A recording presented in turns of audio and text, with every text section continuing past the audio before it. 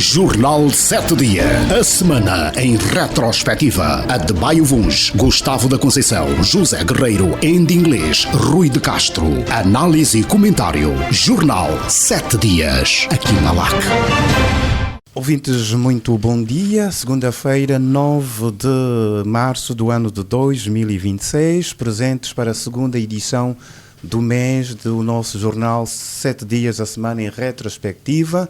Este mês especial, mês dedicado às mulheres, embora que temos dito durante todo o ano que temos que estar presentes e homenagear as companheiras de todos os dias.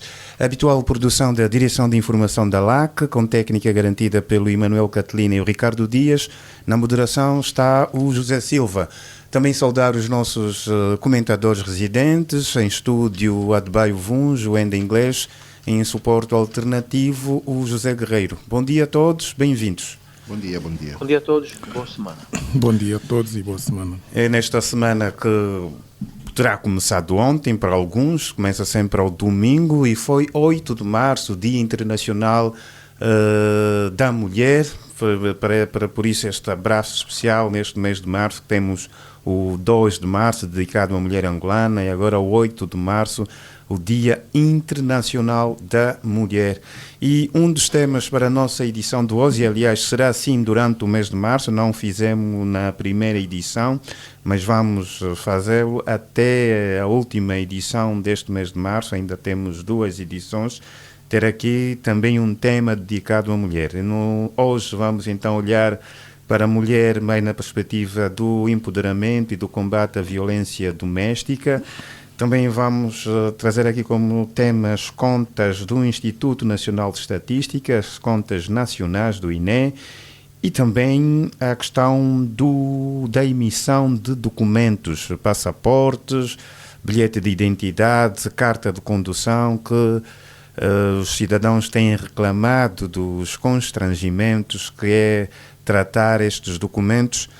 Exatamente na última semana, quando o Presidente da República visitou o Centro de Emissão, a nova estrutura no Serviço de Imigração Estrangeiros, SME, para a emissão do passaporte eletrónico, e também o Ministério do Interior colocou então à disposição na Baía de Luanda um quiosque, uma espécie de gabinete do utente para nos próximos 30 dias poder dar solução a questões pendentes de emissão de passaporte e carta de condução.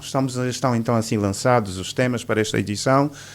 José Guerreiro, mulher neste março, é sempre uma questão de conversa todos os dias, o empoderamento da mulher, a mulher e os seus desafios, e que tem sempre também marcas notícias, e aliás tem sido o Zé aqui a trazer alguns dados relativos a questões de violência e que estão sempre como vítimas as mulheres.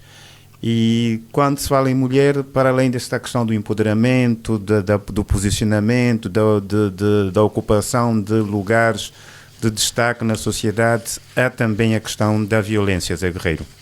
É este o retrato que trazemos sempre sobre as mulheres. Há a necessidade de se mudar também este olhar feminino da sociedade? Sim, há muita coisa para fazer assim, no quadro da mente da mulher e da violência doméstica, mas eu queria começar, Zé Silva e colegas, como temos sempre tentado ser um programa humanista, sensível também às questões pessoais, aos dramas reais, às dificuldades e às contrariedades. Eu queria começar por lamentar o falecimento do jornalista Otávio Capapa, né? A nossa homenagem pelo seu percurso, né? E sentir as condolências à família. Eu gostaria também de registrar e lamentar a morte do cardiologista Dr. Manuel Vidigal, conheci no final dos anos 70 na Universidade de Luanda, com quem partilhei ideias, opiniões e discussões sérias nos grupos de ação do MPLA. Homem íntegro, inteligente, humanista e patriota, sentidos pésamos. Em relação à questão comemorada ontem do Dia Internacional da Mulher e já passada, digamos assim, o 2 de março e a triste encenação da campanha eleitoral da OMA, né, que não edifica as mulheres envolvidas, né. porque campanha eleitoral pressupõe múltiplas candidaturas. Esquecendo já isso, já está ultrapassado, né? Temos que comemorar esta data de ontem, assinada ontem a todo o mundo, e que é muito significativa para todas as mulheres angolanas, que têm sido inexcedíveis, né, há séculos na construção da nação. Já não vale a pena reportarmos-nos aos tempos dos antigos reinos, não é? E das lutas contra a ocupação e expansão colonial, em que a mulher também tem um papel importante, várias rainhas que surgiram dessas épocas, mas reportamos, por exemplo, só sobre a guerrilha na luta de libertação desde os anos 60, não é? A mulher foi fundamental, e não me refiro só a um dos movimentos de libertação, aos 3 movimentos de libertação. Houve sempre mulheres envolvidas na luta, no suporte ao transporte das armas, à alimentação dos guerrilheiros, elas próprias guerrilheiras, elas próprias também da contribuição na saúde e na educação. Portanto, a mulher angolana tem de facto um passado muito importante na dignificação do país, e já para não falar naquelas mulheres, mesmo em tempos difíceis, quer nas cidades angolanas, quer no exterior, estudaram com grande discriminação racial, né? Estudaram, formaram-se e contribuíram e contribuem, muitas delas, para a construção do país. Portanto, é mesmo uma homenagem profunda que nós temos que fazer, não é? À mulher angolana. A questão que o Zé Silva colocou, que nós vamos analisar neste programa, a questão do empoderamento e da violência doméstica, são 2 dos aspectos que são importantes. Acho que o acesso à educação das meninas, das mulheres após a independência, né, começou a mudar um bocado o paradigma da mulher submissa, da mulher que não tinha possibilidades de competir com o homem nos vários setores da vida nacional, e aí, não é, surgiram, e com muito mérito, não é, pessoas com alto nível intelectual, escritoras, médicas, arquitetas, juízas, engenheiras, sei lá, fruto exatamente desta mudança de paradigma, das possibilidades que os angolanos, o povo angolano, os pais, no caso concreto, tiveram a hipótese de colocar as suas filhas também na escola e nas universidades, e portanto trouxe a possibilidade das mulheres terem uma outra participação no país. Já para não falar na mulher camponesa, na mulher operária. Operárias hoje poucos, porque a indústria está de facto completamente amarfanhada, digamos assim, mas para quem viaja pela estrada, como todos nós o fazemos, e ver as mulheres no campo, não é? Ao longo das estradas, com as suas enxadas, as suas katanas, não é? Sempre atrás do homem, não é? A vir da lava ou ir para a lavra, passar nos mercados, como o mercado ali na Canjala, não é?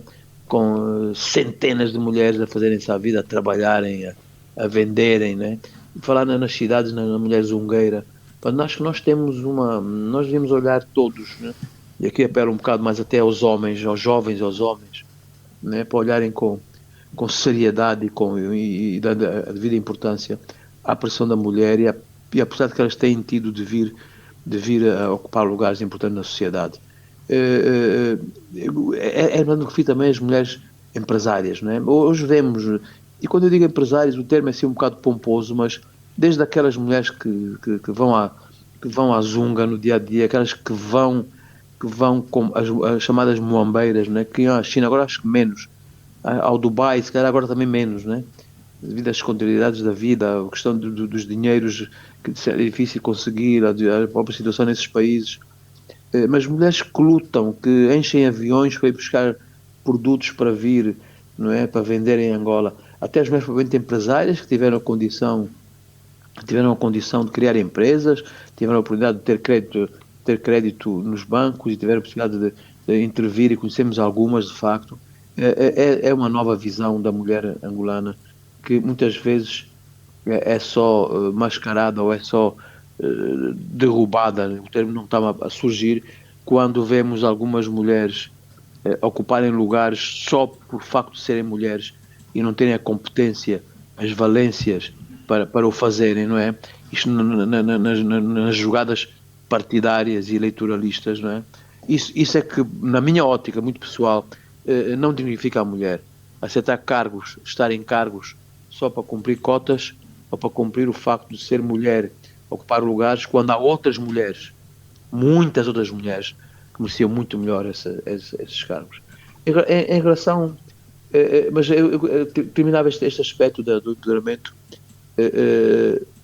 no sentido de que a mulher possa, não seja só valorizada pela questão das filiações partidárias, como vi há pouco, nem dos vínculos familiares, para nomeações, para promoções, mas sim para seja valorizada em função do seu trabalho, da sua competência, das suas valências, e que a mulher não tenha que trabalhar mais do que 3 vezes que os homens, né, para ser valorizada, para ser nomeada e para ter salários iguais aos dos homens. A violência doméstica é um drama, não é?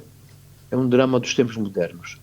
E sem que isso nos console, né, de maneira nenhuma, pelo contrário, é de facto uma situação que está a crescer em muitos países do mundo. Não é?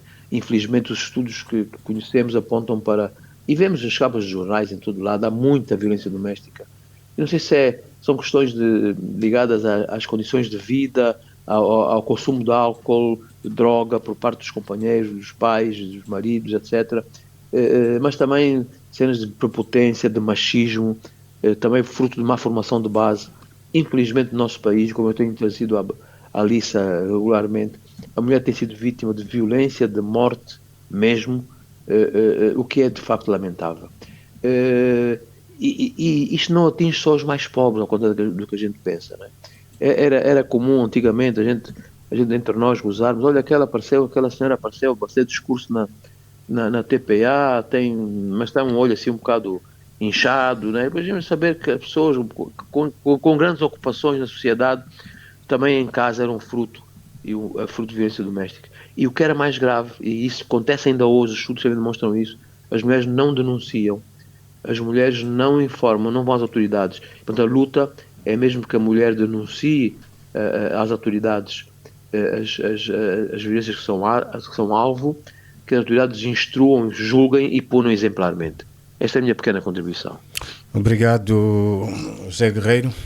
Adebayo Vuns, é sempre com algum carinho, com alguma sensibilidade que se fala das mulheres e, sobretudo, nesta altura, no mês de março.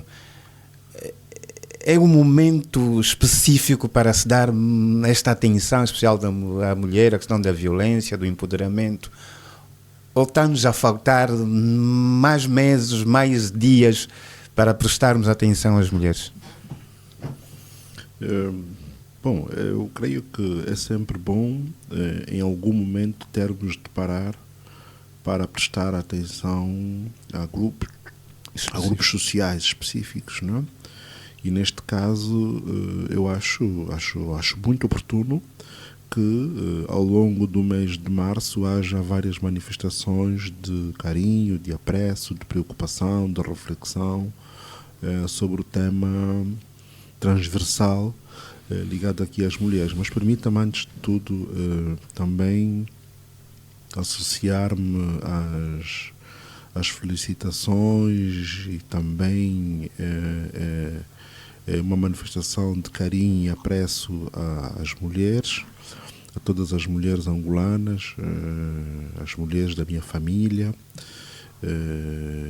as mulheres próximas que vamos conhecendo no trabalho, na escola, em várias circunstâncias da vida, mas obviamente a todas as mulheres, em especial também aquelas que nos escutam aqui nesta hora, não é? E eu creio que a reflexão do Zé Guerreiro, ela foi muito abrangente, não é? E tocou aqui vários aspectos que, por sinal, faziam também parte da minha reflexão inicial. E eu começo exatamente por valorizar muito a presença histórica, não é, das mulheres angolanas na nossa vida política, social e económica, não é? Exaltando aqui exemplos da rainha Zingambandi, que merece ser estudado e profundamente conhecido pela nossa sociedade. Os exemplos da célebre rainha Nhakatolo, de Kim Pavita, mas também figuras mais recentes, não é? Que estiveram ligadas à luta direta contra o colonialismo e aqui em vários movimentos, também em várias dimensões, que colaboraram, que participaram ativamente, indiretamente. Não é? E obviamente nos nossos dias também não podemos deixar de valorizar e exaltar o papel das mulheres, não é? Muitas delas símbolo de uma postura de muita abnegação. Hoje em dia é uma expressão muito em voga, resilientes, não é? E sendo o paradigma disso a figura das mulheres zungueiras, vendedoras, mas não só, não é? Eu também sou daqueles que acho redutor, não é? Colocarmos, sempre que falamos da mulher angolana, exclusivamente associarmos a este grupo. Acho que as mulheres angolanas hoje, mais do que no passado até, conseguem assumir protagonismo social, político, económico em várias dimensões da vida, não é? E o Zé Guerreiro referiu bem, nós temos mulheres de grande proa social em várias áreas, né? Juristas, médicas, professoras, cientistas, engenheiras, portanto, políticas, economistas, sociólogas, enfermeiras, psicólogas, mecânicas, pilotos. Portanto, é interessante nós observarmos que efetivamente há cada vez mais uma penetração maior, não é? Das mulheres nos vários ramos da nossa vida social, não é? Porque também, curiosamente, quando se fala dos dados, valorizamos muito apenas a participação das mulheres na política. E eu creio que devemos, embora seja relevante para avaliar o grau de evolução em matéria de emancipação e empoderamento das mulheres, mas eu creio que é importante olharmos também para os outros grupos socioprofissionais e vermos a representatividade das mulheres nestes vários outros grupos, não é? E, portanto, creio que, embora se notem avanços, não é? Continuamos a assistir sérios desafios, não é? Porque nós continuamos com também muita discrepância entre aquilo que é o quadro legal, não é? E aquilo que é depois a realidade na prática efetiva, não é? E depois, para além desta discrepância, eu chamo também a atenção ao papel nocivo que muitas das vezes a cultura ou fatores, elementos culturais podem representar, mas também, em certa medida, a dimensão religiosa ou alguns valores que as igrejas ou que o cristianismo, mais em concreto, tentam transmitir e que podem colidir, em certa medida, com essa perspectiva de liberdade e de emancipação que se quer na sociedade contemporânea em relação ao papel das mulheres, não é? Vis-à-vis daquela abordagem mais de sujeição, de submissão, até de uma certa reserva do papel da mulher, confinando-a a um lugar específico na sociedade, quando efetivamente entendemos que por condições de igualdade as mulheres podem, obviamente, eu não gosto da expressão competir, mas podem assumir protagonismo, não é? Em função das suas competências e do seu mérito em qualquer esfera da vida social, castrense, inclusive, não é? Portanto, não deve haver qualquer restrição à partida em relação a esse acesso. Adebayo, um detalhe, aí porque no nosso tema também a questão do empoderamento e foi aqui enfatizada pelo Adebayo. Hoje, e sobretudo olhando para as mulheres mais jovens, aí lança-se essa discussão de que não se percebe bem, algumas não percebem bem ou alguma banalização também do termo empoderamento. Acredita que seja um conceito que tem que se revisitar e poder-se perceber melhor, ou seja, o que é na verdade uma mulher empoderada? Porque às vezes nota-se posts, publicações nas redes sociais em que as mulheres mostram-se empoderadas em função de adquirirem um bem ou alguma questão material. E levanta-se essa discussão final do o que é ser empoderada. Não, é um conceito que entrou na nossa sociedade, não é? Como uma manifestação das mulheres dizerem que podem, não é?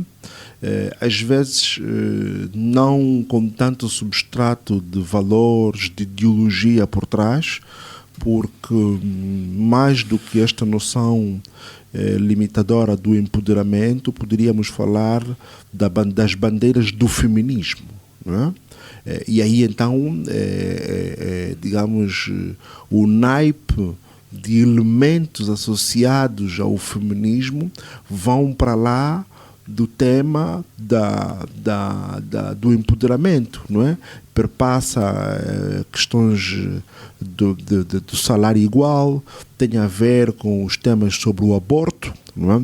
E é uma abordagem, digamos, mais liberal sobre o aborto associado ao feminismo, não é? Tem a ver com o tema da educação, não é? Tem a ver com o tema do combate à violência, e sobre esta matéria da violência, embora o Zé Guerreiro tivesse referido à fraca denúncia, nós devemos ter presente que a violência é um crime público, não é? E que, portanto, prescinde da denúncia, não é? Qualquer elemento, qualquer pessoa social, prescinde da denúncia das vítimas, quero dizer, não é? Qualquer pessoa que observe um fenómeno de violência, neste caso específico contra as mulheres, está em condições de fazer a denúncia, e os órgãos, digamos, policiais, judiciais, devem atender essa denúncia como se ela fosse feita pela própria vítima, não é? E, portanto, eu creio que a sociedade aqui deve assumir um papel diferente, porque nós muitas das vezes assistimos por exemplo, na vizinhança, não é? As pessoas ficam caladas, não denunciam, não é? Para não dizer mesmo que não contestam contra o próprio violador, pelo menos não no sentido de violência por violência mais, mas no sentido de pelo menos manifestar-se a essas pessoas que têm esse tipo de práticas, que são práticas que merecem repúdio e que são pessoas que não merecem a nossa estima e consideração e até mesmo convívio, não é? E, portanto, eu creio que está aqui um aspecto que na nossa sociedade, e associando-nos aqui ao tema da violência, tem vindo a assumir forte protagonismo. Já não só a violência doméstica, mas nos últimos tempos, assumindo, infelizmente, uma relevância maior a violência sexual, não é? Em que vemos casos sucederem-se de forma galopante no país todo, e independentemente do meio, no meio urbano, no meio rural, o que é de certa forma assustadora e que merece não apenas aqui uma abordagem de reflexão, mas merece uma resposta, no sentido de efetivamente percebermos as causas e depois atacarmos estas causas procurando aqui medidas que ajudem a melhorar a nossa visão sobre a forma de relacionamento na sociedade, homens e mulheres, né? Criando aqui mais harmonia e não esse espectro de tensão social. Ok, ainda e pegando mesmo nesse aspecto violência ainda em inglês, continua-nos a faltar quer esta questão da cultura de denúncia e também os aspectos culturais e religiosos acabam por colocar sempre a mulher numa condição de submissa. E, por exemplo, e porque foi aberto agora o ano judicial na última semana, e o próprio bastonário da Ordem dos Advogados fazia um apelo para se criar um programa específico.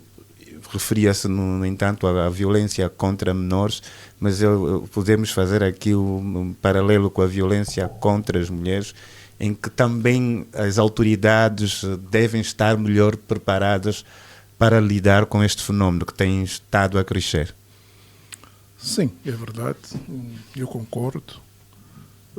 Os indicadores são visíveis, não é? Nas nossas comunidades, na nossa sociedade, nas nossas sociedades.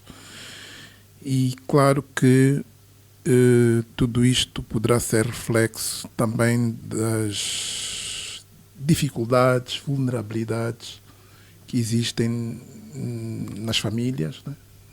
Na componente económica, social, não é? Quando há situações de grandes vulnerabilidades, grandes carências, obviamente que assistem-se o incrementar de fenómenos negativos, não é?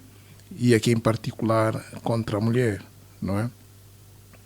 Mas nestas datas comemorativas, né, do Dia da Mulher, a relevância da reflexão decorre do facto de existir não apenas violência nas diferentes componentes, violência física que vemos a incrementar, violência psicológica ou emocional, a violência sexual a que o Adebayo fez bem referência, em que se incluem violações, abuso sexual, assédio sexual, casamentos forçados, incluindo a obrigação de relações sexuais dentro do próprio casamento, não é? Mas também o fenómeno de vermos muitas jovens, meninas, vítimas de tráfico, não é? Para a realização de atos sexuais, não é? Portanto, há uma indústria em todo o mundo, não é? Para este fim. Há também ainda, e assistimos ainda, atos de discriminação, apesar de, do ponto de vista das nossas leis e da Constituição, não é? Esses aspectos não... Portanto, há uma evolução muito grande e o país tem leis que proíbem e que dão acesso equitativo, não é?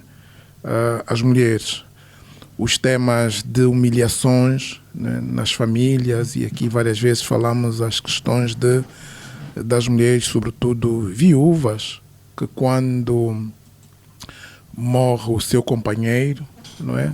Os familiares, por alegadas práticas culturais, e é preciso também olharmos para isto. Nós não podemos colocar tudo no pacote da cultura. A cultura não pode ser utilizada para justificar crimes e ilegalidades. Portanto, e, claro, muitas da vulnerabilidade que vemos acontecer decorre, portanto, como já me referi, as fragilidades que existem nas próprias famílias em termos de estruturação, mas quando ocorrem fenómenos, por exemplo, como mortes, desemprego, e que impactam a estrutura da família, certamente que tanto constitui a raiz para os diferentes problemas que nós, tanto em relação à mulher,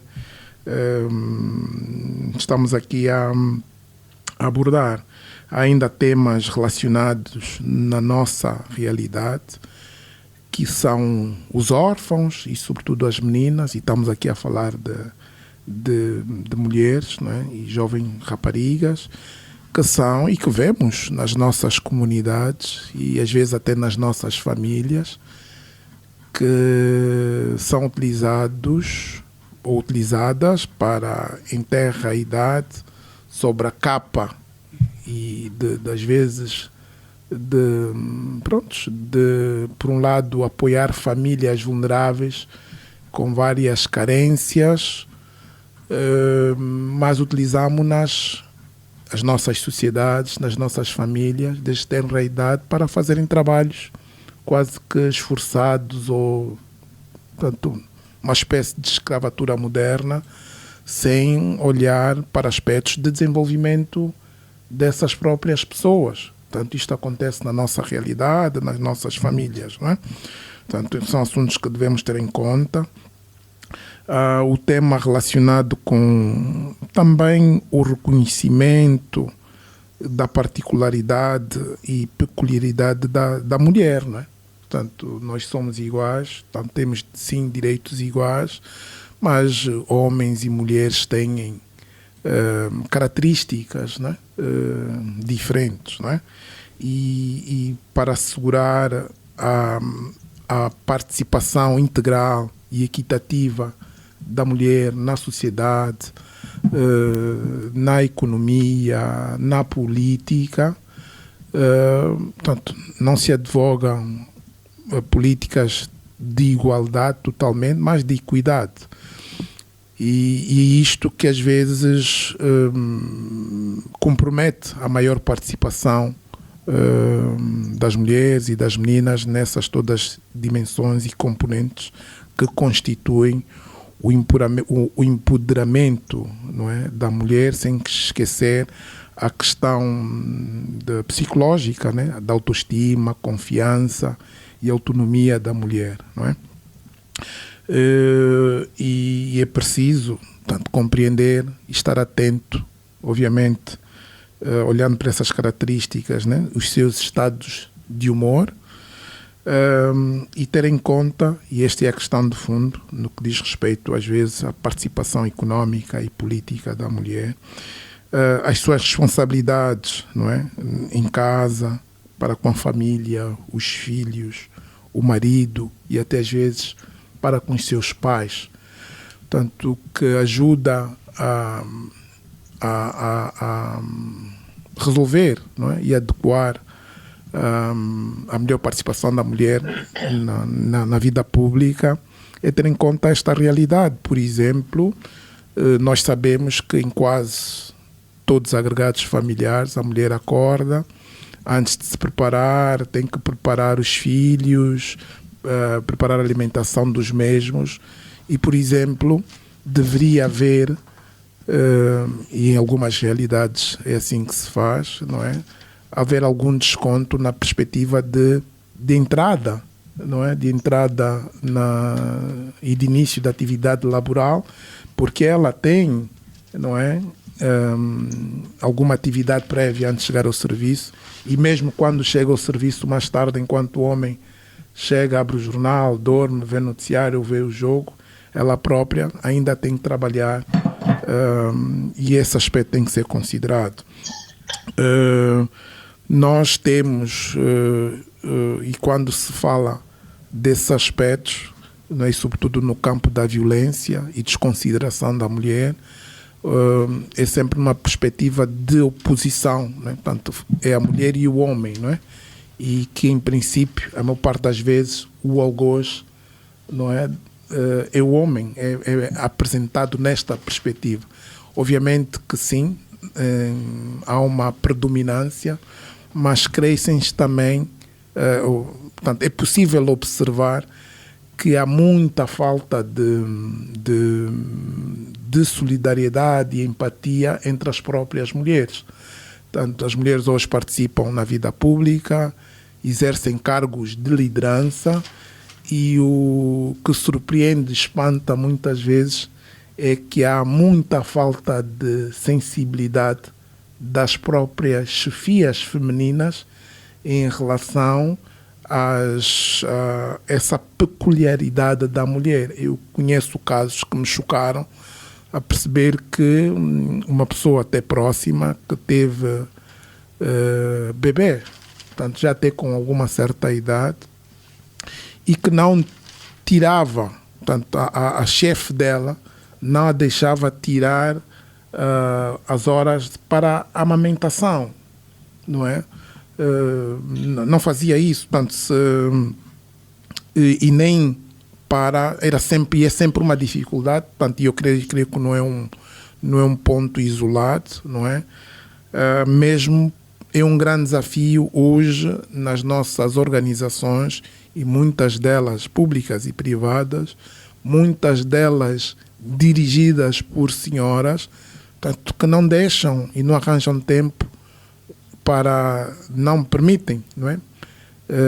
Para que as outras senhoras saiam para, por exemplo, acompanhar os filhos à consulta, quando poderia ser uma coisa muito mais simples. Para terminar, eu penso que seria muito importante em datas como estas, para além de fazermos uma reflexão assim muito abstrata da coisa, que pudéssemos ter elementos, não é, sobre os vários aspectos, sobre a evolução de indicadores de desempenho ao nível de empoderamento da mulher, né, que pudéssemos ter elementos muito concretos e objetivos para avaliar o nosso desempenho nestes domínios. Obrigado, Enda Inglês. Fechamos assim este capítulo, este olhar para as senhoras, mais uma vez a nossa homenagem às mulheres neste março.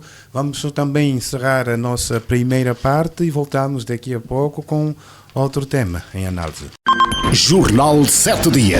A semana em retrospectiva. A de Baio Vuns, Gustavo da Conceição, José Guerreiro, Enda Inglês, Rui de Castro. Análise e comentário. Jornal 7 Dias. Aqui na LAC. Estamos então de regresso para a segunda parte do Jornal 7 Dias e agora olhar para as contas nacionais, números alguns publicados pelo Instituto Nacional de Estatística na última semana. O INE, por exemplo, avançou dados relativos à distribuição de riqueza por província, mostram um certo contraste e indicam que, por exemplo, a província do Zaire, no norte do país, tem o produto interno bruto per capita mais elevado. Já, por exemplo, a província do Cunene tem o PIB mais baixo, de acordo com os dados do Instituto Nacional de Estatística, que trouxe também outros números. Números por alguns contestados, e já foi assim, por exemplo, também em relação ao censo. José Guerreiro, há ou não que dar credibilidade aos números, às contas apresentadas pelo INE? Afinal, é o órgão oficial do Estado angolano que trabalha nas estatísticas e, segundo o próprio INE, com base em parâmetros internacionais. É um tema interessante, né? E que eu tento sempre pôr algum humor, né, nas análises. A vida já é tão dura, né?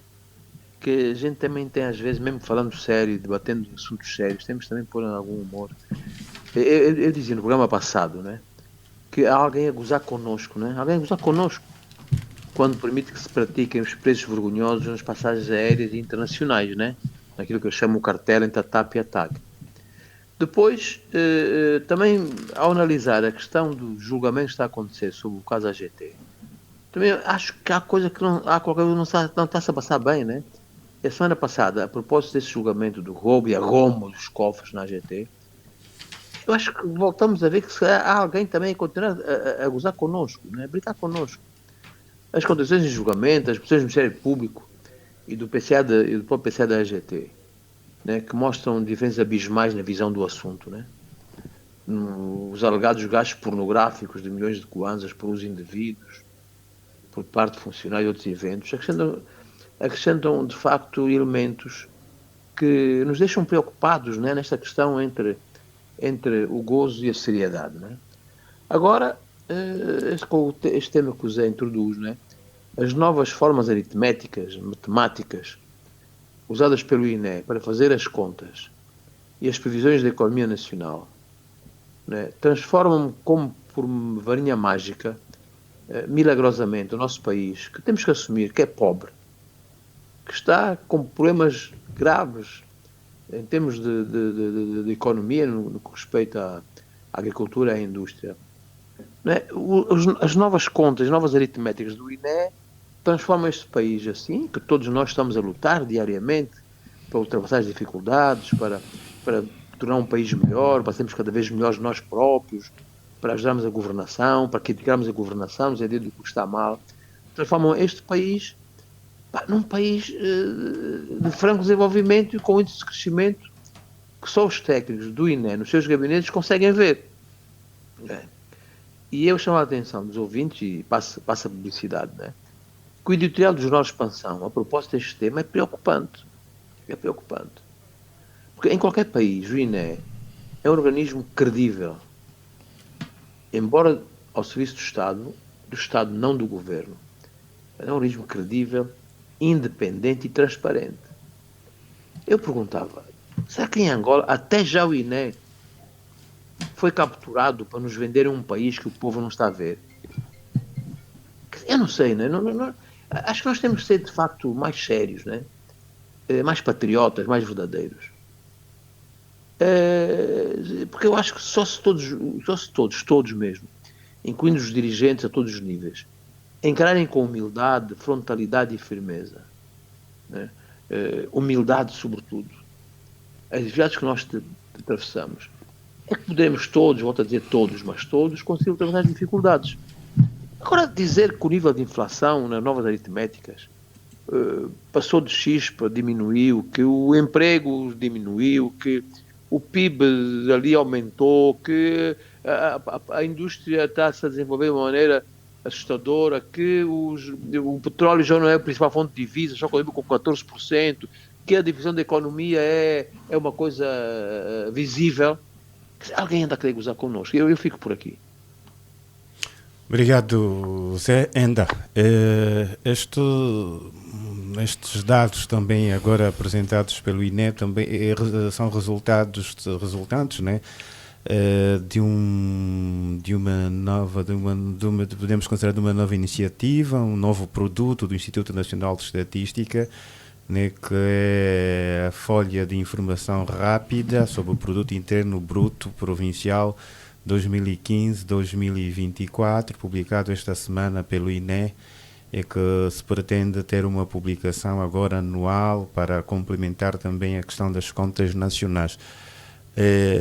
Era fundamental também trazer estes dados do PIB per capita por província,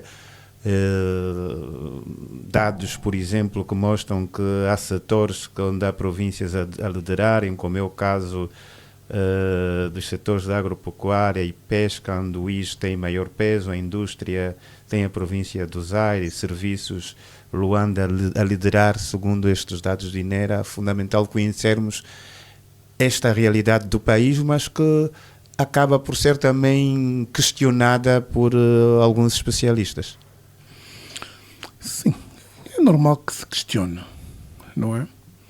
Mas também é normal que a vida evolui, não é?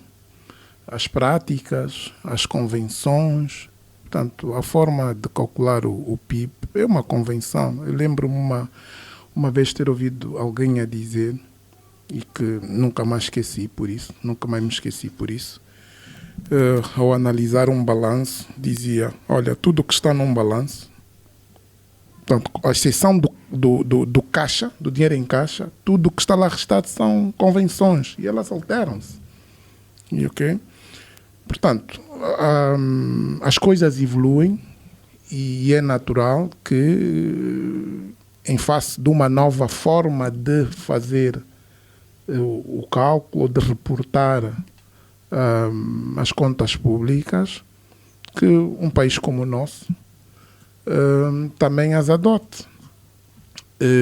E não é o primeiro caso no mundo, nem em África. Eu lembro-me que em abril de 2014, creio, ocorreu uma atualização da metodologia de cálculo do PIB na Nigéria.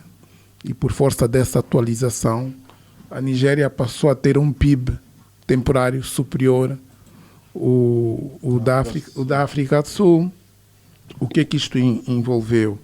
Isto envolveu, portanto, a mudança do ano de base de cálculo, né, do PIB, e por força desta revisão, o PIB daquele país passou de cerca de 270 mil milhões de dólares para 510 mil milhões de dólares.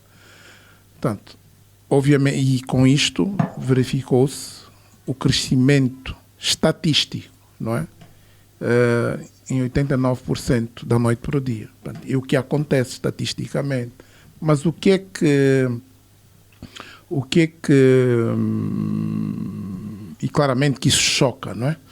Mas o outro lado da questão, não é? O outro lado da questão é que na prática começa-se a ter presente, considerar elementos como, para o cálculo do PIB, obviamente, como o preço de referência, do ano de referência, mas também incluir no cálculo atividades económicas que num período de momento não tinham nem relevância, não tinham expressão ou nem sequer existiam, não é?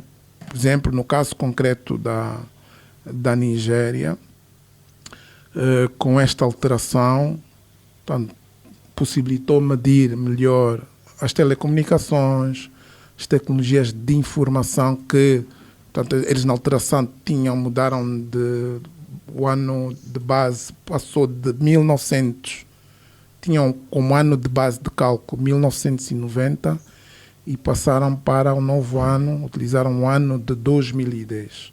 Portanto, 20 anos, não é? E, portanto, neste período de tempo, há muita coisa que evolui. Portanto, e quando se fazem essas alterações, e no caso da Nigéria, concretamente, é inegável, por exemplo, o papel e o desempenho da indústria cinematográfica, por exemplo. Nós, na nossa realidade, também temos, portanto, a guerra terminou, os processos de gestão económica estão-se a consolidar e, obviamente, com isto, muita atividade económica está a ser desenvolvida, muita, não é? E informal, que não está a ser capturada. E os países fazem isso. E a questão é, o choque é que, portanto, a economia não pode crescer, sim, da noite para o dia e por causa da alteração das convenções, é verdade. Mas o facto real é que ela já cresceu mesmo. Eu só estou a valorizar uma coisa que já existe. Portanto, quem passa pelos nossos bairros, aqui em Luanda, não é? E é um bocado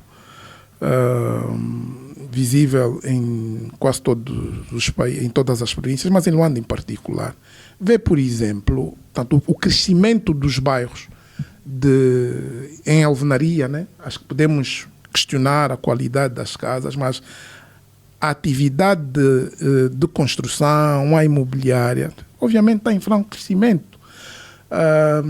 A venda e as transações por via das diferentes plataformas, portanto, têm que ser consideradas. Agora, a questão de fundo, eu acho que não é esta, não é? Portanto, eu compreendo as críticas, sim, e também, obviamente, não é, que para além de melhor informação sobre o que se vai fazer, o que se está a fazer, claro está que devemos, por uma questão de transparência, devemos assegurar que hajam processos de verificação, pronto, destes números, auditoria, portanto, isto pode ser considerado, mas o que ocorreu não é nada, portanto, não é um bicho de 7 cabeças.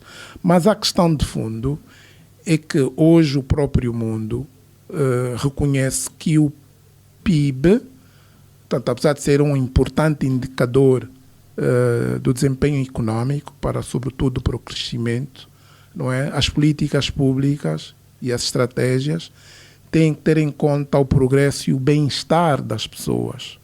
Portanto, hoje não é só o PIB, porque depois a grande questão é, as pessoas dizem, o PIB cresceu, mas isso não se reflete na vida das pessoas, continua o desemprego, continua a pobreza, continuam salários baixos, portanto não se reflete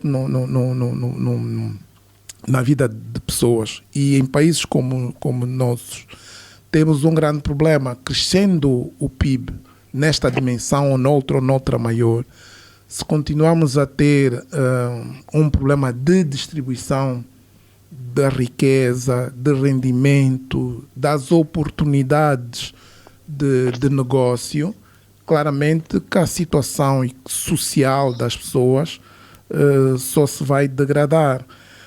O PIB também não tem em conta o reflexo, o impacto das atividades económicas no meio ambiente, não é? Há inclusivamente um exercício que se faz em relação a esse aspecto, que é o seguinte: se numa sociedade, numa comunidade, todo mundo tiver acesso à água potável, tal como o ar que respira, o PIB não vai crescer. Mas se eles contaminarem todas as fontes de água, e é possível, não é? Tanto, e é necessário para que haja consumo seguro deste bem, importante bem, portanto, vai ser preciso tratar a água, as pessoas vão ter que comprar água, e aí o PIB vai crescer. Portanto, esta é a questão do paradoxo, né? Tanto do PIB. Há o tema, inclusivamente, tanto se eu puder e vou de carro não, a pé para o trabalho, não é? Tem esta possibilidade, e se estivermos numa comunidade as pessoas poderem circular, ir a pé, portanto, do ponto de vista de transportes não há atividade económica. Entretanto, se utilizamos carros, poluirmos o meio ambiente, tiver que ficar no trânsito não sei quantas horas, o PIB cresce, mas também cresce os problemas de saúde pública que têm um custo. E é este aspecto que eu penso que é o mais importante, né, da discussão. E neste contexto, vários países estão a evoluir, tanto para além do PIB, né, a considerar mais questões do bem-estar. A Nova Zelândia, em 2019, criou um orçamento do bem-estar que tem várias componentes da saúde, bem-estar, saúde mental. O Dubai, em 2016, creio, tem um ministro de Estado para a felicidade e bem-estar. Na prática, o que eu vejo que é um paradoxo, né? Portanto, o mundo já tem consciência que o PIB não é um indicador fiel para refletir o bem-estar e o progresso dos povos, né? E nós ainda estamos a discutir a alteração de uma convenção, de uma nova prática, né? Que é perfeitamente, acho que é de 2000, e até já estamos atrasados nisso, tanto a nova regra é de 2008, né?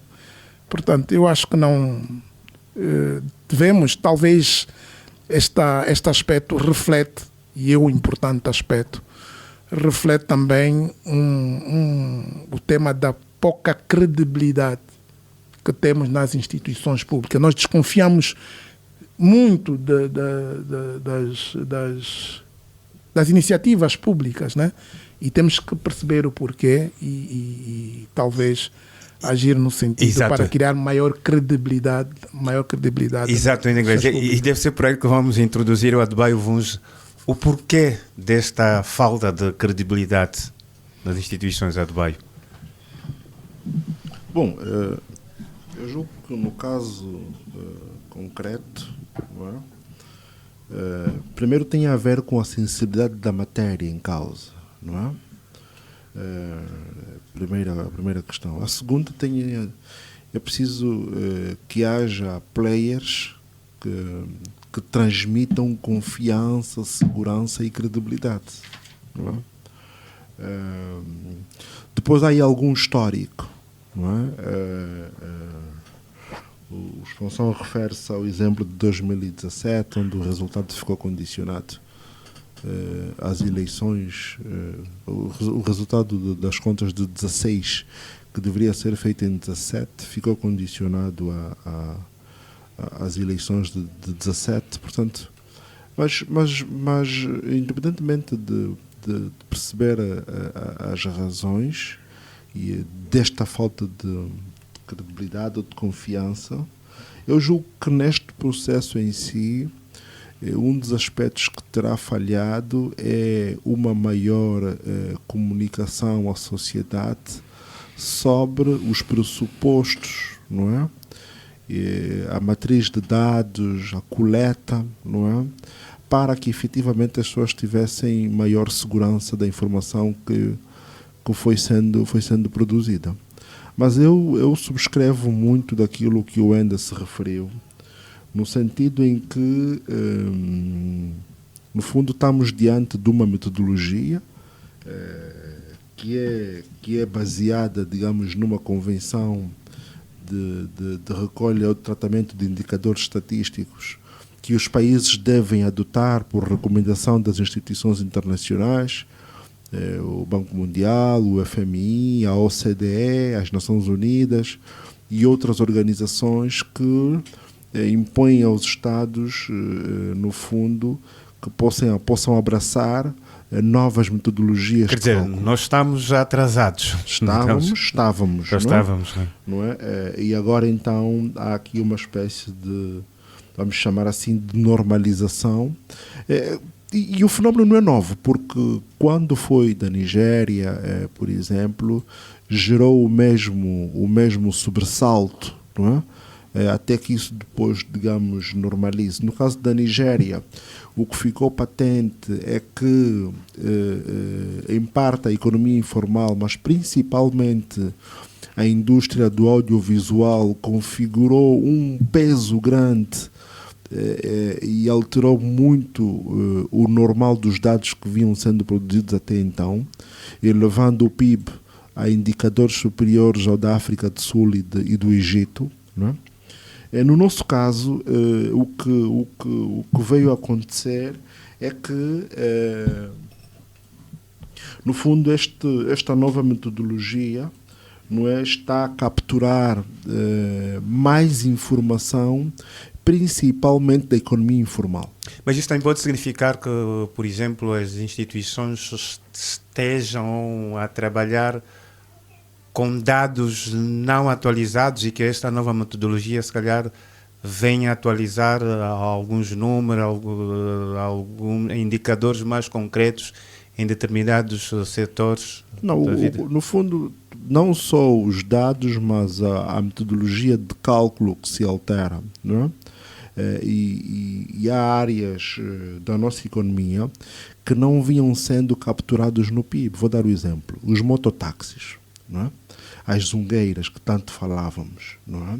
A sua atividade vinha menos espelhada no PIB, não é? E mesmo assim não há ainda uma medição exata, né?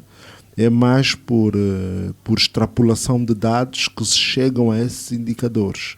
Não há sequer uma captura fiel, não é? Embora estejamos mais próximos da nossa realidade económica, para vários grupos e várias atividades que não estavam a ser suficientemente capturados, mas são atividades que, não obstante serem da esfera informal, que precisam, digamos, entrar nas nossas contas, porque é uma atividade económica relevante, não é? A atividade do comércio informal, a atividade de reparações domésticas, mesmo alguns fluxos financeiros, essas redes de solidariedade que chiquilas e não sei o quê, nada disso entrava, não é? E parece-me que... se calhar, até para ajudar, por exemplo, hoje faz muita mobília, né? Portanto, muitos artesãos estão a produzir mobílias, por exemplo, né? Mobiliários, as manutenções e de reparações de automóveis, geradores, era só também. Então, no fundo, estamos a trazer tudo isso para o PIB e, obviamente, que isto provoca aqui este efeito de aumento dos números vis-a-vis aquilo que era a realidade. Mas parece-me que o problema maior não é este, não é medir, digamos assim, a informalidade que nós já conhecemos, as contas agora trazem esses números, mas o problema maior é o tal dilema da formalização da economia, não é? Como é que nós conseguimos integrar na economia, digamos, formal, estas atividades, não é? O que passa pela questão da inclusão financeira, o que passa pelo tema da simplificação fiscal, não é? O que quer dizer que não podemos tributar a microatividade empresarial da mesma forma que tributamos grandes empresas, não é? Portanto, como é que ou mesmo que haja isenção, mas é preciso dar tratamento fiscal a essa isenção de alguns grupos profissionais, e esses grupos, desde as zungueiras, o vendedor ambulante, mas muitos deles pagam taxas. Portanto, como é que se resolve isso do ponto de vista fiscal? O tema da digitalização de pagamentos, o que permite que essas pessoas consigam estar integradas no sistema financeiro, não é? E não terem uma atividade marginal, não é? O tema da formalização empresarial, não é? Eu hoje tenho uma mercearia, ou eu hoje tenho uma carpintaria, produzo portas, janelas. Se quiser expandir a atividade e quiser ter acesso ao crédito, como é que se consegue isso? Garantias, documentação, contabilidade. Portanto, entendo a discussão à volta do tema das contas e da metodologia, mas eu julgo que é lateral. É lateral, e o foco deveria ser continuarmos a discutir o tema da formalização da economia. Voltar ao PREI ou a um novo PREI, por exemplo, não é a designação do programa em si, mas fazer as coisas avançarem, não é?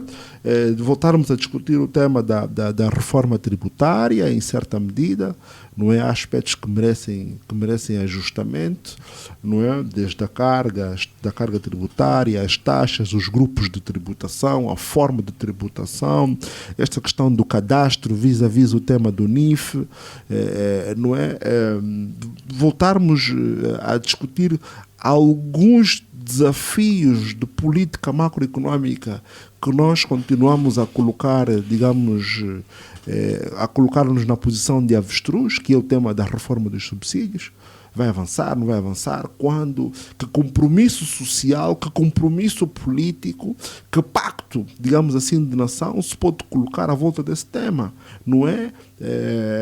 Mas é um tema estrutural e importante para as finanças públicas, seja qual for o governo que estiver um dia aí. Portanto, nós temos a tentação de resistir à necessidade de algumas reformas. E muitas das vezes são os próprios atores que precisam dar suporte a essa reforma que depois se insurgem. A tal questão da desconfiança permanente, não é? E, portanto, eu julgo que neste tema das contas nacionais, mais do que a metodologia, é preciso aferir a credibilidade e a fiabilidade dos dados, não é? Salvaguardar esses aspectos, e aí então termos um PIB que efetivamente possa estar a competir numa dimensão melhor, né? Porque o que estava a acontecer também para nós é que a nossa economia parecia estar a ficar atrás de outras economias africanas que nós sabemos que têm uma circulação de capital muito inferior à nossa, mas cujos dados do PIB estavam-se a revelar superiores aos nossos. Obrigado, Adebayo. Temos que avançar e fechar este segundo bloco, mas o Enda Inglês tem um dado ainda relativo a este tema. Talvez para tranquilizar as pessoas, né? Temos que estar de facto atento, as coisas são dinâmicas e há movimentos nas economias que devem ser capturados, não é? pelas entidades que produzem contas públicas. E um exemplo claro, por exemplo, é a transformação ou a estrutura demográfica, por exemplo. Nós, com a estrutura demográfica que temos e com as dificuldades que temos em termos, por exemplo, de ensino, o setor da educação é um setor que, muito, nos dias de hoje, muito importante para a formação do nosso PIB. Países que têm uma estrutura muito diferente da nossa, não é? Como os europeus, que têm uma população muito jovem, muito mais velha, senior, neste momento debatem-se e têm um desafio muito grande para a gestão destas pessoas, o tratamento delas, cuidados de saúde. Portanto, desenvolveu-se uma indústria muito grande de cuidados para os mais velhos, incluindo, portanto, e esta é a transformação, as grandes corporações que no passado davam benefícios aos seus funcionários para tratar de crianças e cedências, né, e concessões até para, como os abonos de família e tempo para cuidar das crianças. Hoje a preocupação está no sentido de arranjar tempo, dar benefícios, incentivos para aqueles trabalhadores que tratam dos mais velhos. Portanto, e isto está incorporado nas suas contas públicas e no trabalho que fazem de estruturação do PIB. Portanto, é mesmo assim. Portanto, para além da questão demográfica, há movimentos tecnológicos que estão a ocorrer, a digitalização e os aspectos que o Adebayo muito bem se referiu, que têm que ser tidos em conta. Agora, temos é que ter também um bocado de responsabilidade, todos nós, quando abordamos esses temas, não abordarmos assim, não é? Até dá a entender, e compreendo, né? Mas eu vi várias análises sobre o assunto, até dá a entender que as pessoas que estão a liderar esses processos não são nabos, né? não entendem de nada. Né? Vamos fechar esta segunda parte, é sempre um tema que acreditamos que durante a semana e os próximos tempos continuar a ser discutido, aliás, porque é uma nova metodologia que se ensaia e foram agora apresentados os primeiros resultados. Seguimos então para o segundo intervalo e daqui a pouco voltamos para a terceira e última parte. Jornal 7 Dias. A semana em retrospectiva. Adebayo Vuns, Gustavo da Conceição, José Guerreiro, Andy Inglês, Rui de Castro. Análise e comentário. Jornal 7 Dias. Aqui na LAC. Estamos então de volta para a terceira e última parte do Jornal 7 Dias. Agora a entrar para o tema que também marcou a semana. A questão dos documentos, entregas de passaportes e cartas de condução, a emissão também do passaporte eletrónico foi marcado com a visita do Presidente da República às instalações do SME, João Lourenço, que inclusive fez a emissão do seu passaporte eletrónico num procedimento que levou pelo menos 20 minutos e depois recebeu o documento. E que o Ministério do Interior assegura que há condições então para a entrega imediata dos passaportes eletrónicos já a partir desta semana. Mas também ficamos a saber que cerca de 30 mil passaportes já foram emitidos, estamos a falar ainda do modelo anterior, pelo Serviço de Migração e Estrangeiros, e uma quantidade de cartas de condução também estão em posse da Direção Nacional ou da Direção de Trânsito e Segurança Rodoviária da Polícia Nacional. Adebayo Vuns, vamos olhar para este tema, tal como acontece com os passaportes e cartas de condução, também acontece com bilhete de identidade, ou seja, são documentos que quando os perdemos ou chegam à data de caducidade, colocamos sempre muitas questões para poder renovar estes documentos, mas também há um número considerável de documentos nos guichês das várias instituições a serem levantados. Afinal, o que é que se passa? Precisamos deles, há constrangimentos, mas já este número elevado, as pessoas não vão levantar os documentos. E voltamos à questão da confiança nas instituições, da credibilidade. Não parece que seja o busiles da questão, não é? São dois problemas diferentes, não é? E não sei se estão tão relacionados quanto isso, não é? Uma coisa é o facto das pessoas tratarem os documentos e depois acabarem por não os levantar. Porque há quem diga que quando há um prazo de entrega, e quando chega esse prazo, as pessoas vão às instituições e os documentos nunca estão prontos. Depois perde-se o interesse. Pois, porque muitas das vezes as pessoas, no caso do passaporte, têm alguma viagem, nós já sabemos como é que culturalmente nós somos, tratamos as coisas em cima da hora, não é? Temos uma viagem, porventura iniciamos o processo de tratamento do passaporte, ou atualização ou renovação, Entretanto, a contar que o passaporte vai sair um dos dias antes da viagem, o passaporte já não sai, perde-se a viagem e a pessoa acaba por perder o interesse. O que não explica ou não justifica, não é?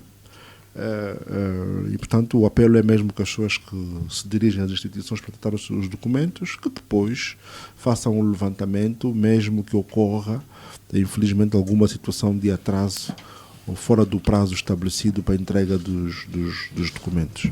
Mas isso é mau, não é? No sentido também de que as nossas instituições têm que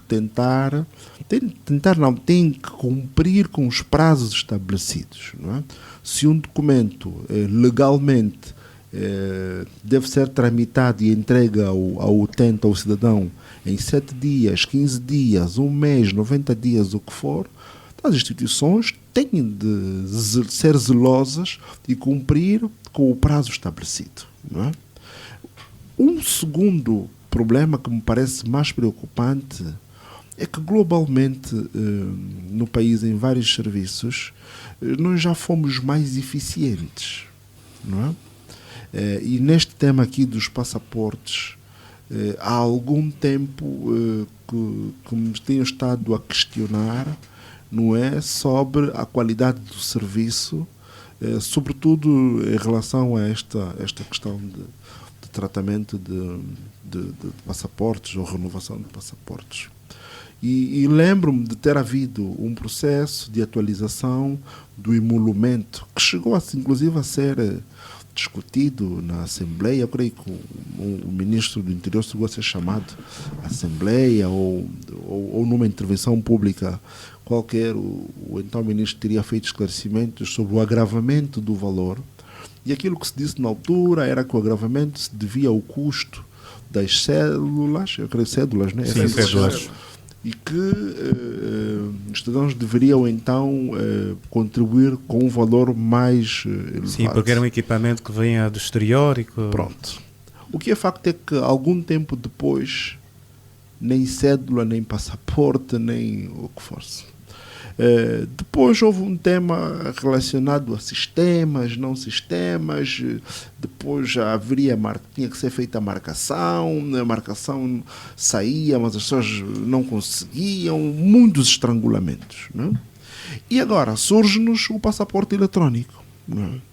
Honestamente, o que esperamos todos é que efetivamente se reponha a qualidade do serviço, pelo menos nos termos em que muitos de nós já assistimos. É que o cidadão que precisa de um documento vai a uma instituição com, vamos dizer, com os pressupostos, que é a documentação necessária, não é? Trata o seu documento, no prazo razoável estabelecido, 7 dias, 15 dias, 1 mês, recebe o seu passaporte e a vida segue. E não termos as instituições com... ora funciona, ora não funciona. A verdade é que muitas das vezes, e quando se faz o lançamento destes projetos, quer do bilhete de identidade, da carta e do passaporte, e há sempre uma frase que torna-se... Agora é que vai ser? Agora é que vai ser, que estamos a utilizar a tecnologia de ponta e que tempos depois essa tecnologia ou o sistema não está a funcionar, ou já está, ou não foi feita a manutenção, ou que já não há máquinas suficientes, e lançamos esta novidade da tecnologia, este discurso da tecnologia mais avançada que se utiliza no mundo, mas depois, na prática, depois de um tempo, há estes constrangimentos, as dificuldades. Sem dúvida importante, não é? Mas eu continuo a valorizar muito mais as pessoas, não é? E os processos por trás dessa tecnologia. Para que ela, porque a tecnologia por si só, mesmo a inteligência artificial, ela acaba por ser municiada, não é? O dígito, o algoritmo, ele é municiado pelo elemento humano. E no caso desta tecnologia, também é necessário que haja ali uma estrutura, não é, humana, que lhe dê suporte e dê resposta às demandas do cidadão. Então agora temos o guichê na Bahia, o Centro de Apoio ao Utente. Bom, é uma solução. Eu talvez fosse mais apologista de colocarmos os postos a funcionarem durante algum tempo de forma contínua, não é? Até que haja aqui vamos chamar assim, uma normalização, pelo menos durante o mês, porque ao olharmos para esta solução, e espero que esteja salvaguardado, porque não sei se foi referido, não é? Estamos a criar uma espécie de luandização, não é? De litoralização, porque eu me pergunto, então o cidadão que está no Ambo e que está à espera do seu passaporte, não é? O cidadão que está na Huila, que está em Cabinda, que está na Lunda Norte, no Mochico Leste, portanto, terá de vir também como é que eu ia dizer, aqui a Luanda. Portanto, pelo menos para o passaporte eletrónico já estão criados 2 centros de emissão, um em Luanda e outro no Ambo. O Ambo para atender aquela região centro-sul, de Luanda para as demais províncias, isto para o caso do passaporte eletrónico. Agora, em relação à carta de condução e outros documentos, por exemplo, o atual passaporte também é uma questão que não ficou bem esclarecida. É o que se diz, é que se vão coabitar, mas ainda vai-se continuar a emitir o atual passaporte ou não, toda a gente terá de vir a Luanda. Repito, do meu ponto de vista, o elemento fundamental é que os serviços funcionem com eficiência e entreguem ao cidadão a documentação que lhes leva às instituições. Depois, estes detalhes operacionais e também dos 2 passaportes a coabitarem ou não, se o cidadão, no fundo, tem o passaporte antigo, agora chamemos assim, ou o passaporte eletrónico, e os 2 o habilitam a circular de forma livre e sem qualquer constrangimento, eu creio que para o cidadão o que mais importará é poder circular e ter acesso à documentação no tempo útil e não, como assistimos aí durante algum tempo, um constrangimento sério que depois também dá aso às teias de corrupção, diga-se, e nós conhecemos a nossa realidade. José Guerreiro, este centro de apoio utente, agora instalado provisoriamente e durante 30 dias, com horários normais de funcionamento de domingo a domingo, que vai funcionar também no domingo, terá sido, o Adebayo já trouxe aqui a sua posição relativamente a este centro, que olhar para esta iniciativa, Zé Guerreiro, poderá de alguma forma reduzir os constrangimentos ou será um afunilar de muitos utentes para um mesmo espaço? Este assunto que já foi bem abordado pelo Adebayo tem vários ângulos, né? Vamos ver, a questão do passaporte eletrónico. Ainda o meu amigo Simão Milagres era vivo e já tínhamos assistido no SME uma semana do tipo, de emissão de passaporte eletrónico. Isto tem muitos anos, né? E com os tais sistemas novos, com isto e com aquilo, cerimónia, propaganda, etc. Para entender, o Simão Milagres era vivo, foi ele que até presidiu no sentido de fez a promoção deste aspecto. Eu já voltei a fazer os eletrónicos, mas eu queria fazer uma análise mais boa sobre documentos, né? Já há mais de um ano eu abordei este assunto aqui no programa, e primeiramente a questão dos bilhetes de identidade. Eu, na altura, lembro que trouxe exemplos e falei no programa com base em pessoas que me abordaram, pessoas concretas com nomes, né? Que me falaram sobre a dificuldade em conseguir o bilhete de identidade, né? Quer os mais velhos, primeiro EBI, quer as crianças com EBI, quer a renovação, etc. Deu exemplos concretos, né? E isto tem anos, isto quando o nosso programa já tem alguns anos, já perdeu isto no princípio. E quando é o caso de crianças, eles ficam impedidos de ter acesso à escola quando não têm bilhete de identidade, né? E o bilhete de identidade é de facto o documento base da cidadania, não é? E eu dizia, e na altura, não é? Por isso eu estou a dizer isto, na altura já eu disse, como é que nós torramos, é um termo que é muito popular, não é? Torramos milhões e milhões de dólares na compra de aviões, na compra de carros de luxo, na compra de instalações de importância e habilidades discutíveis, em viagens responsáveis, em embaixadas e mais embaixadas em todo o mundo, etc, etc, etc. E não conseguimos dinheiro para emitir bilhetes de identidade. Desculpa, eu não entendo. Não entendo. Não é? E o Adebayo, na verdade, foi estas questões de sistema, depois é material, é falta de cédulas, é falta disto, é falta daquilo. E ao longo destes anos, há mais de 20 anos, não se viu ninguém responsabilizado por isto. né? Porque sempre são anunciados, né, projetos megalómanos do que respeita ao bilhete de identidade e outros, não é? Projetos audaciosos, envolvendo grandes recursos materiais e financeiros e poucos resultados. Mesmo se passa também com o referido questão dos passaportes, como estamos a ver, cartas de condução, livretes, etc, etc. O que se passa afinal? Não é? O que se passa afinal é preciso que nos expliquem o que é que se passa para que um país, considerando independente, que gasta dinheiro ou investe dinheiro, às vezes gasta, às vezes investe, em assuntos, alguns não têm importância e outros de alta importância, não consegue garantir documentos. E o documento básico é o BI, não é? E, pronto, este é o problema geral. Depois há questões periféricas, levanta, não levanta, tempo, passa tempo, não passa tempo, em que altura é que fica pronto, a questão das províncias, tudo isso são questões periféricas. O problema principal, nós temos muita dificuldade em emitir os documentos principais de cidadania e de identidade das pessoas. Agora, há outras iniciativas que parecem lutar contra a maré, não é? E, de facto, esta iniciativa do SME, deste guichê na Bahia, parece-me útil, parece-me útil. Aliás, até baseada numa experiência de um amigo meu, não é? Que no sábado foi com a mulher lá ao sítio, a mulher já tem o pedido de passaporte na sede do SME há não sei quanto tempo, não é? E ele dirigiu-se lá, já desesperado quase, né? E de facto tem a garantia que lhe vão entregar o bilhete, o passaporte nesta quinta-feira. Mudaram, inclusive, pelo que eu percebi, foi assim uma conversa grave, pelo que eu percebi, mudaram o passaporte que devia ser o normal lá na sede e vão-lhe emitir ali já o passaporte eletrónico novo, né? Portanto, há exemplos, né? Que nos dão a entender que nem tudo está mal. Porque a base principal, como disse também muito bem o debate, são as pessoas. E se as pessoas tiverem vontade, tiverem consciência das dificuldades, consciência das necessidades, e se os recursos materiais e financeiros forem bem orientados, nós temos que passar a fazer bem as coisas. Temos que passar a fazer bem as coisas, sem corrupção, sem esquema, sem demoras e sem truques. Portanto, é isto, estes exemplos que têm que ser replicados. Obrigado, Zé Guerreiro. Em inglês, sempre um constrangimento. Há ensaios também a nível da descentralização destes serviços.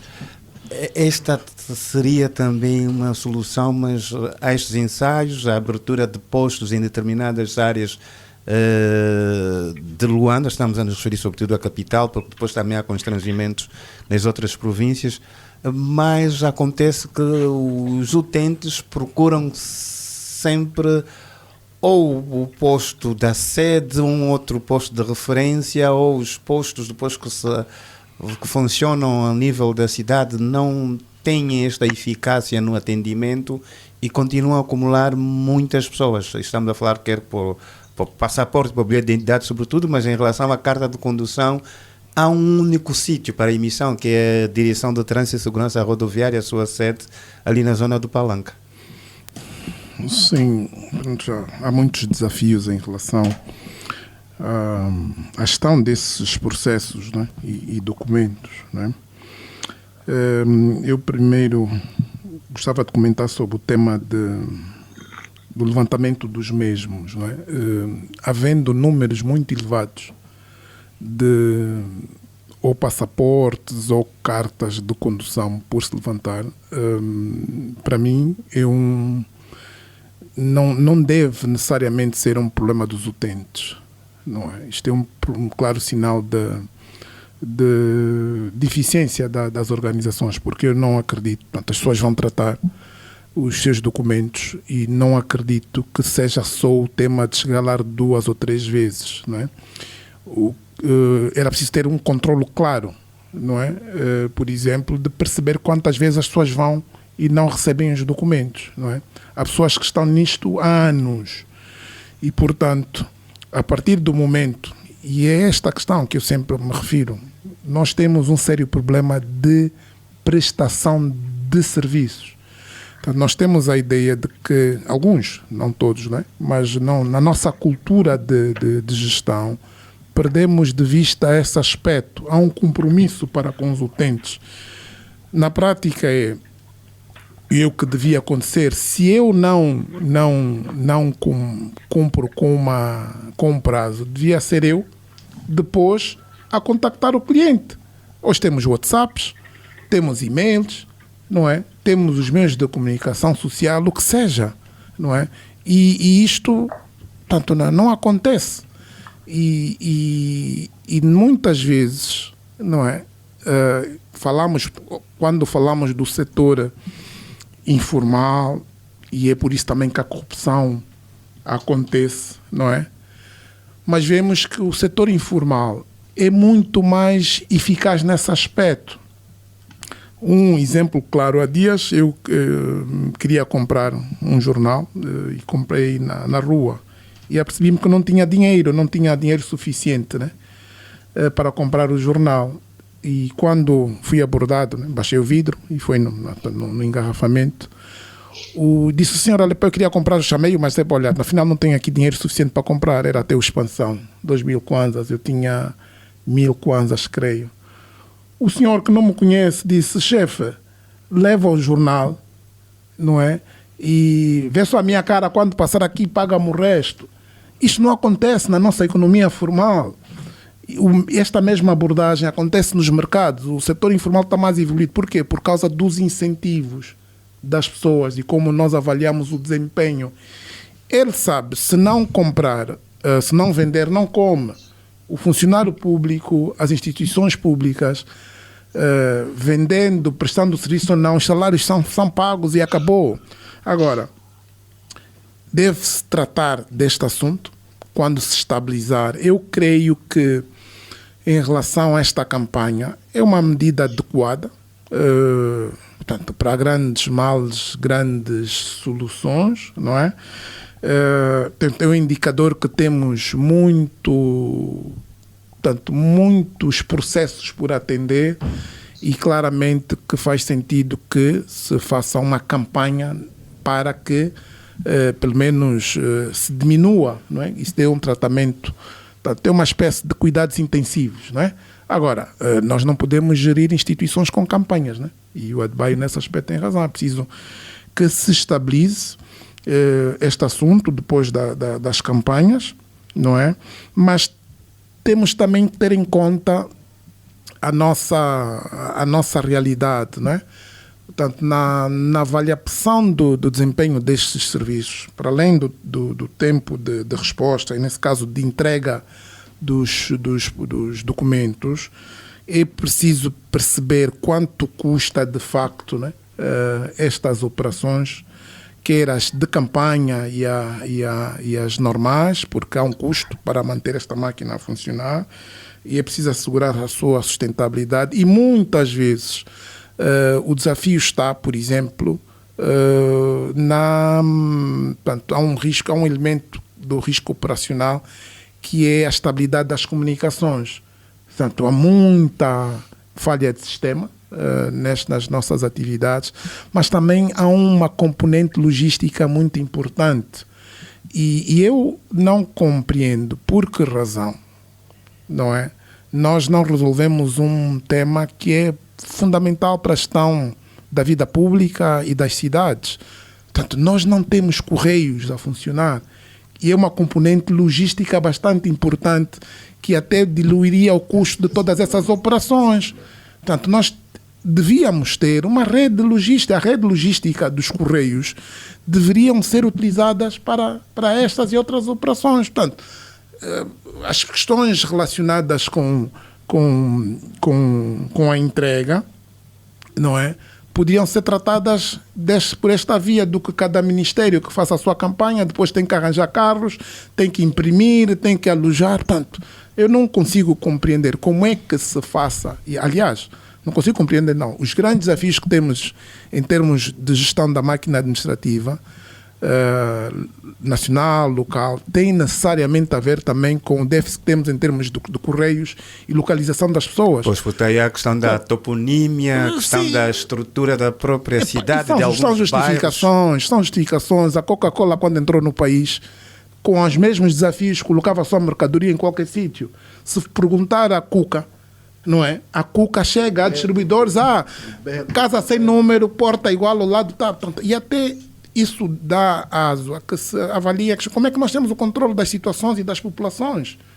Portanto, nós, sim, podemos ter, e é assim que funciona, um centro de emissão, mas a distribuição pode ser feita por várias formas. Os próprios bancos, nós temos, aliás, desativamos muitas redes bancárias. E a particularidade das redes bancárias, por exemplo, das agências, é que têm cofres, por exemplo, têm segurança. Por que é que não se arranjam protocolos nesse sentido? Porque esta é uma operação que deve custar muito caro em termos de tempo, de resposta, consequentemente a reputação e a percepção e a avaliação negativa que as populações têm sobre os serviços públicos e a governação tem que ser necessariamente negativa, é afetada. Mas há um outro elemento e temos que avançar da nossa realidade que devemos ter em conta, que é fundamental na gestão desses processos. Dentre os vários documentos, nós temos documentos novos, não é? Temos renovações, e as renovações, os documentos têm prazo e é preciso, é fácil, aliás, gerir isso. Ele tem um prazo, eu posso fazer um planeamento e perceber onde é que estão as pessoas para fazer a produção. Mas temos um outro problema, que é o extravio de documentos, que é muito elevado nas condições das nossas populações, a falta de folhas, por exemplo, o passaporte, e depois a má gestão dos documentos. Esses aspectos devem também ser e ter tratamento diferenciado na gestão, porque tem custos. Há pessoas que devem perder todas as semanas, por exemplo, cartas de condução, né? Portanto, e o país não pode gastar tanto dinheiro com isto. E por que razão não? Eu penso que houve aí uma notícia no passado, e isto ajudaria, tanto à medida, tal como temos hoje passaportes digitais, né? Mas certamente os outros documentos de identificação, como bilhete de identidade, a carta de condução, os títulos de propriedade, deviam talvez já ser desmaterializados e permitir que se ganhasse tempo e poupasse dinheiro. Ou que sim, então avançasse para o tal documento único, não é? Talvez ajudaria, mas há um custo muito elevado. Em inglês. Vamos então fechar este capítulo. Falávamos aqui da emissão de documentos, aqui com destaque para o Centro de Apoio ao Utente, que está agora a funcionar na Baía de Luanda, iniciativa do Ministério do Interior, que destina-se a concluir, sobretudo, pedidos de passaporte ou carta de condução já submetidos, quer ao SME, quer à Direção de Trânsito e Segurança Rodoviária. Os utentes que se deslocarem a este centro devem levar o comprovativo do pedido de carta de condução ou de passaporte efetuado no sistema há mais de 30 dias e terão então entrega imediata dos respectivos documentos. Estamos a fechar esta edição, mas ainda há tempo para recados curtos, cirúrgicos. José Guerreiro, recados para esta edição. Tenho um recado que eu apelido de febre dos carros de luxo. Foi anunciado mais um valor exorbitante para ser disponibilizado para a compra de viaturas para os magistrados do Ministério Público. Eu não me quero referir a este caso concreto, não é mesmo este caso concreto, mas queria fazer uma análise geral sobre o tema, assim mais geral e não longa. Não é? É recorrente a aquisição de viaturas de luxo para os detentores de cargos públicos, ministros, deputados, juízes, governadores, assessores a vários níveis, conselhos de administração de empresas públicas, administradores, oficiais superiores de Forças Armadas e Polícia, etc, etc, etc. E note, eu não tenho uma visão populista desta matéria. E acho que sim, os responsáveis devem ter viaturas que eu chamaria viaturas dignas e operativas, não é? Eu não quero chegar ao ponto, porque considero que cada país tem a sua realidade, não quero chegar ao ponto dos países nórdicos em que os ministros e deputados andam de transportes públicos e de bicicletas. Não é essa a visão que eu tenho. Mas essa febre de carros de luxo no nosso país, eu acho que isto é um problema cultural. Ou como diz o Enda, se enquadra nas questões espirituais. Eu perguntaria, o símbolo do poder é o carro de luxo? Faz parte do pacote de nomeação receber uma viatura de luxo? Será que sem a viatura de luxo a inteligência e competência não funcionam? Ou parece ser o contrário? A viatura de luxo é uma forma de subserviência, de compra de consciências, de silêncios e de cumplicidades? Eu de facto, eu não entendo. Eu não entendo esta situação. Considerando inclusive que todos os titulares de cargos públicos, a que anteriormente me referi, não caem nos cargos nem no poder do céu ou do paraquedas. Todos eles já tinham um passado, já tinham um plano de viaturas, também adquiridas por erário público. Ou antes andavam a pé. Ou então as viaturas foram recebendo em todos os outros mandatos e funções em cargos anteriores, estão aonde? Portanto, esta questão das viaturas de luxo eu não entendo bem. Ou melhor, não quero entender ou faço por não entender. Volto a repetir, será um problema espiritual? Bom, eu se fosse mais novo, e aliás eu incentivo os mais jovens a fazê-lo, eu se fosse mais novo dedicava a fazer um estudo, uma tese, uma investigação profunda, séria, analítica, estou a termos caros, que eu intitularia Relação entre poder, consciência, competência versus cargos de luxo. Esse é o tema que eu incentivo os nossos investigadores a fazerem. Ou será que os nossos investigadores também já andam atrás de cargos de luxo? Era só. Obrigado, Zé. Adebayo, vamos então ao seu ou aos seus recados. Primeiro, para digamos, manifestar a minha profunda condolência aos familiares, das vítimas do trágico acidente no último fim de semana no Kwanza Sul. Mais uma vez, voltamos a estar diante de uma situação que nos obriga a termos de olhar com seriedade para o tema da sinistralidade nas nossas estradas. Parece-me que coletivamente todos vemos, todos estamos preocupados, mas ainda não nos sentamos para analisar seriamente a questão, e encontrarmos aqui mecanismos para reduzirmos de forma substancial este problema da sinistralidade rodoviária, que tem vindo a ceifar muitas vidas, a deixar outros com traumas e a deixar as famílias com sérios problemas e dificuldades. E a sociedade de uma maneira geral, porque imagina uma empresa que perca um funcionário, uma escola que perde um professor e por aí vai. Por outro lado, e uma vez que estamos ou que tocamos neste tema da nossa documentação e dos passaportes, eu gostava de retomar o meu já velhinho lembrete sobre a necessidade das autoridades angolanas exigirem maior reciprocidade no tratamento de facilitação de vistos para que os cidadãos angolanos consigam circular de forma mais livre pelo mundo, e não com tantas dificuldades como se assiste ainda até agora, sobretudo dificuldades na obtenção de vistos, com expedientes que criam cenários de verdadeira humilhação para os nossos cidadãos que tentam obter vistos em algumas chancelarias que se encontram acreditadas aqui no nosso país. E por fim, anunciar apenas que no próximo dia 26 de março haverá o lançamento de um livro em homenagem ao jornalista Américo Gonçalves, o nosso falecido Ocirema,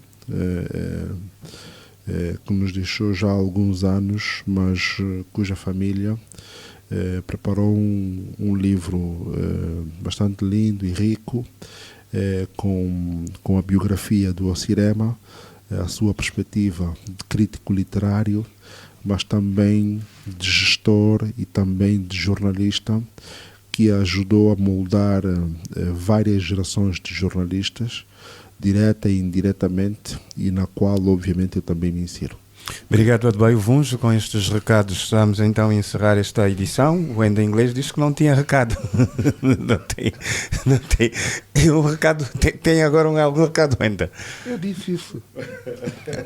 Os ouvintes não ouviram. Não, tenho duas notas.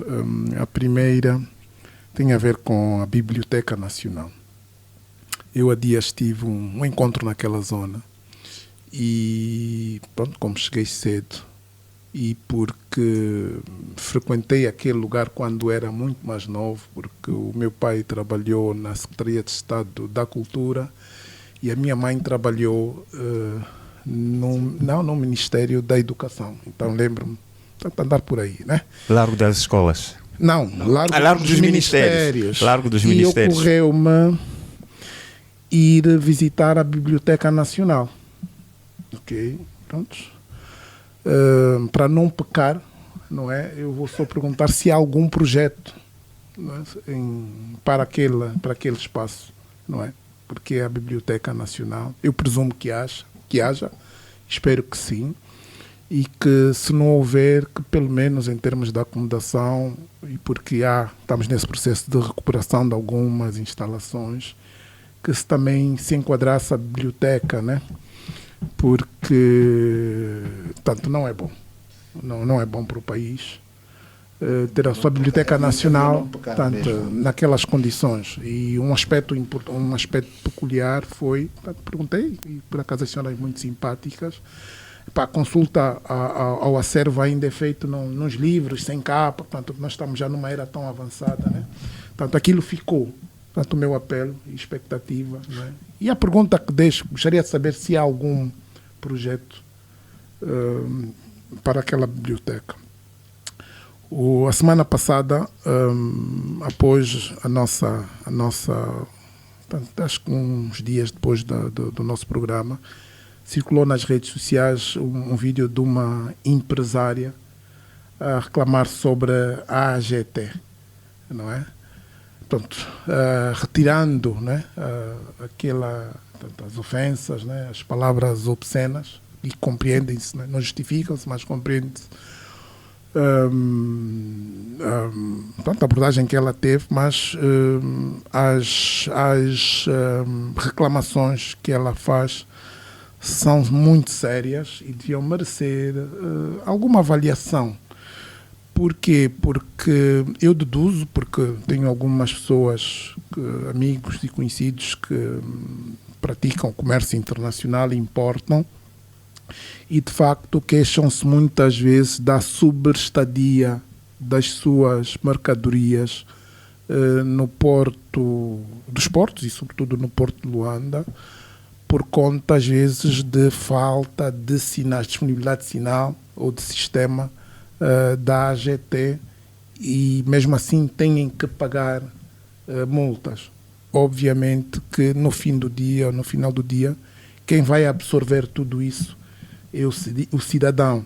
Portanto, faz todo sentido que se avalie essa questão, porque muita da causa da inflação que temos nos diferentes produtos que importamos estará adverso a problemas operacionais constantes na cadeia de valor. E, portanto, o meu apelo também é que se tenha isto em atenção e que se passe também a divulgar, tanto um país que vive muito de importação tem que ter a eficiência de todos os atores, não só o porto, não é? Mas todos os atores na cadeia de valor de importação, elementos de eficiência, porque elas repercutem-se negativamente se não estiverem a funcionar bem na nossa economia e, portanto, tem que entrar na avaliação de indicadores. Obrigado, Enda Inglês, pelo recado. Vamos então encerrar esta edição, onde felicitamos mais uma vez as mulheres pelo 8 de março, ontem assinalado. Ontem também foi dia de aniversário do nosso companheiro aqui do painel, Gustavo da Conceição, para quem vão as nossas felicitações. e os cumprimentos ao Gustavo da Conceição e o Rui de Castro, que não estiveram presentes, mas também aqui as despedidas com o Adebayo Vuns, o Enda Inglês e o Zé Guerreiro. Obrigado mais uma vez pela presença. Saudar então os nossos ouvintes, uma boa semana. Estes são os cumprimentos da equipa LAC, com Emanuel Catelina e o Ricardo Dias na técnica. O José Silva esteve na moderação. Pode voltar então a acompanhar esta edição em www.lac.ao ou ainda no www.radioplaydigital.com e acompanhar então estas e outras edições do Jornal 7 Dias ou ainda na nossa página no YouTube. Bom dia, boa continuação e esteja com a LAC. Jornal 7 Dias. A semana em retrospectiva. Adebayo Vuns, Gustavo da Conceição, José Guerreiro, Enda Inglês, Rui de Castro. Análise e comentário. Jornal 7 Dias. Aqui na LAC.